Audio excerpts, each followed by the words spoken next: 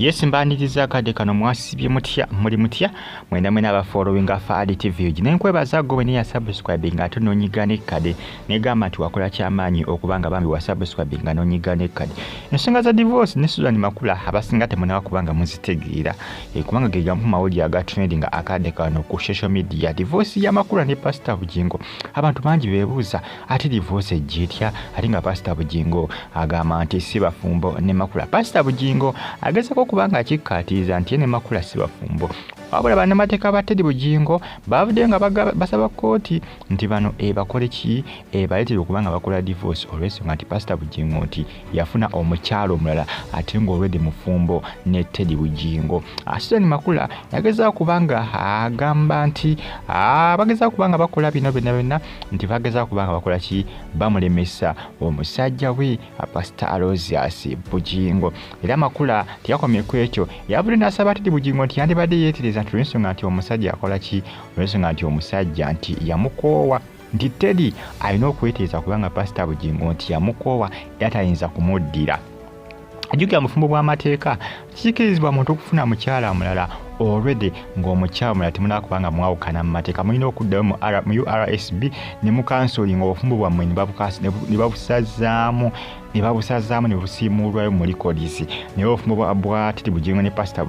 Bugingo tiyaddayo mu URSB kubusazaamu kubukola ki kubukansolinga kubusiimulayo mu records era bukyaliyo kivula bannamateeka bakoze eki babakutte kwegamba babakutte akaki bayinza kiyita batya babakutte akugamba okubakuta kusumagira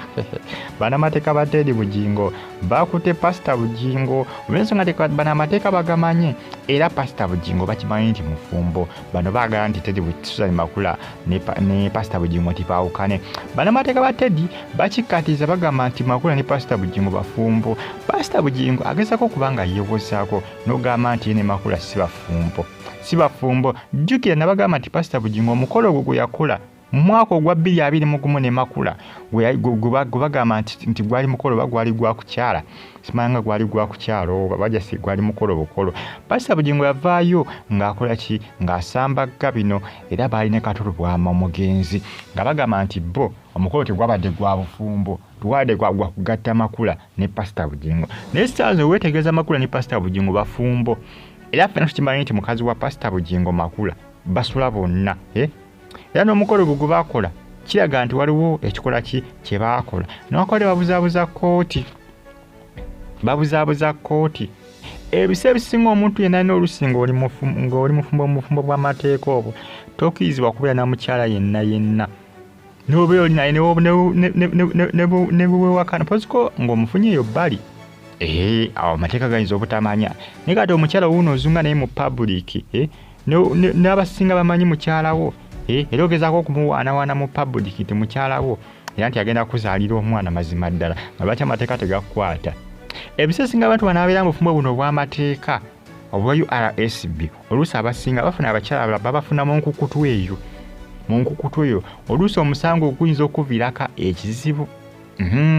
oyinza okuvunaanibwa obufumbo obwo bw'omenya amateeka ga kooti era Pastor Bugingo n'abagamba nti saazo Pastor Bugingo ne Makula obufumbo bwabwe engeri gye butambulamu baamenya dda amateeka ga kooti era baagalinyirira dda baagavunyavunya ne bagavuunyavunya obufumbo bwabwe si butuufu era Pastor Bugingo omufumbo gwali naye omutuufu obufumbo bwe obutuufu bwe bubwe ne Teddy Bugingo ne Makula si bufumbo butuufu era bumenya amateeka. Kakati bannamateeka ba Teddy bamutaddeko nnyo operation Pastor Bugingo. Jjukira mwaka ogujja ogwa 2025 mu January yasuubiza okuba ng'akola embaga bagattibwe ne Makula naye jjukira ateekateeka ebyokukola embaga bagattibwe tanaba kwawukana na Teddy Bugingo. Pastor Bugingo agezaako okuba ng'azannyazannya obubadibadi naye kooti eyinza okakalanga munnange emukangavudde ng'akifuuya akizza munda kubanga siba nti bagenda kumuganya okubaako kyakola ku nsonga eyo. Obwo obufumbo buzibu nnyo kw'amateeka era omuntu bano abamanyire okukwana abakyala mu public nga bweyagala okomukwano okwane buli kiramu mpozi kongo bakwanire eyo bbali nga tewali amanyi bakwanire eyo ebbali abo bayinza obutamanya nebino ebyomu public kati nga Pastor Bugingo bali ne Makula ebyo si bituufu oba omenye etteeka wali mu kusaninga obufumbo obukubaako amateeka gamulina okubanga mukola kimutambuza mu bufumbo bwammwe tekikkirizibwa era kimenyera ddala amateeka era Teddy waddemba okugenda mu kkooti n'avunaana Pastor Bugingo okubanga akola ki kubanga yamenya etteeka eryo akati nojja kumpulira bano bannamateeka basinze okuba nga akola ki bateekawo embeera bannamateeka ba Teddy Bugingo wabula ogenda kumpulira embaga mwaka ogujja ogwa 2025 kubanga Pastor Bugingo yalaga agenda kuba akola embaga era bagenda kugattibwa ne Makula naye nkugamba ejjukira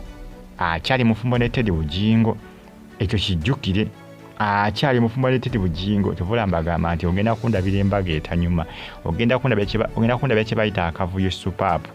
akavuyo kali akatogo akalimu ebinyeebwa akalimu ebijenjero n'ennyama byogenda okulaba ku mbaga ya Pastor Bugingo kubanga ajja kugitegeka akakane ng'ategese ya bwereere nze mbabuulidde Pastor Bugingo yakyapika akyalaga embaga ajja kugikola ebiyinza omuleetera obuzibu alina sooka kwawukana na Teddy ekikyagaanye ye Makula agamba nti Teddy yeesiba ku musajja kituufu Teddy ayinza okuba yeesiba ku musajja olw'ensonga nti bbaawe era bbaawe omutuufu era Teddy ye mukyalo omutuufu mu mateeka nga tufudde embina ebyolwalirwali nga tuzza embya reality Teddy ye mukyalo omutuufu wa Pastor Bugingo ekyamazima abasinga bagamba Teddy Bugingo yali badde akkiriza divorce neyeesonyiwa omusajja naye Teddy akyaganya okukola divorce lwaki Teddy akyaganya okukola divorce ali mu kubatawaanya butawaanya story ki omusajja ne bambi akyamwagala ate jjukira n'obufumbo tebukkiriza muntu kuba n'abakyala babiri kibula Pastor Bugingo bamuyita Aji naye nga munnange ajja kumuyita Aji kimulemesa kukola ki kimulemesa kangavulwa olw'ensonga mu kusayininga obufumbo obwo tebyalimu byakufuka Aji nakubeera n'abakyala babiri akati nojja kuwulira gye bigenda okuba nga bikomekkerera eno bagita Fadi TV ginkwebaza gwe ne yasubscribinga n'onyiga kale nze ninse January owa 2024 natebuuza wasigaddeyo mmeka guno omwezi kumpi guweddeko tulimu 2 kati embaga esuubira okubawo mu January ndowooza nga 10 naawo nga gutandikaawo wesuubira okuba kubanga Pastor Bugingo agamba nti ateekwa okugikola naye ng'alina bingi byateekeddwa okusooka okutiriiza nze mbabuulidde bano bannamateeka balabika tebajja kumubeerera bangu bannamateeka ba Teddy Bugingo be yafuna balooya be jjukira Pastor Bugingo naye alina balooya naye jjukira oluusi balooya bonna batwalayo ekintu mu kkooti nga kkooti eraba wakikola ki wakijeemera ate nga kyali mu buwandiike mulwedi wasayininga nti okikkiriza ti n'okijeemera biyinza okufogera ebizibu biyinza obutakutambulira kiriya era bano bannamateeka bagamba nti Susan Makula bakole divorce ne Pastor Bugingo nti bafumbo tekikkirizibwa mu mateeka olwedde alina omukyalo omulala kati bano bo kibasinga okuba nga bafokasingako bano bannamateeka ba Teddy oza mukitegedde bulungi nnyo bo baagala Makula akole divorce kubanga bo bakkiriza nti Makula ne Pastor Bugingo bafumbo n'akwale Pastor Bugingo nti akola ki nti abibuzaabuza olw'ensonga nti Teddy Bugingo bakyali bafumbo ne Pastor Bugingo baye bulungi wera